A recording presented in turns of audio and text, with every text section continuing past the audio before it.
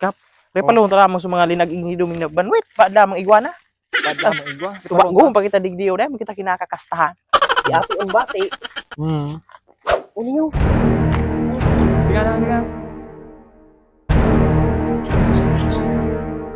Iman. Tingnan Ano day lamang? Hiling-hiling nga. Ano kinakasta ni duming? Cool baga.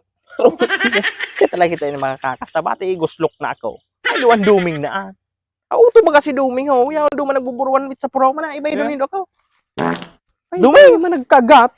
Kasuba ko pa kita digdiday ka pa dyan ang kakakastang pambangot lamang. Ano naman reklamo man ang kainiman? Kung minakasta ka sa Na lamang kami. O dahil ka pa dyan nakakasubad. Sabi mo takulong digdi o siraan man. Igwada kul ko di day managkakagat nga ni. Dakol. Igwa duman na may nagluksusubagaw. Kudi, hindaman ta day nag Mas kaya nga rubulino. Wala lamang digday. igwa. Pero lang, manday nagsigmog sa paon mo.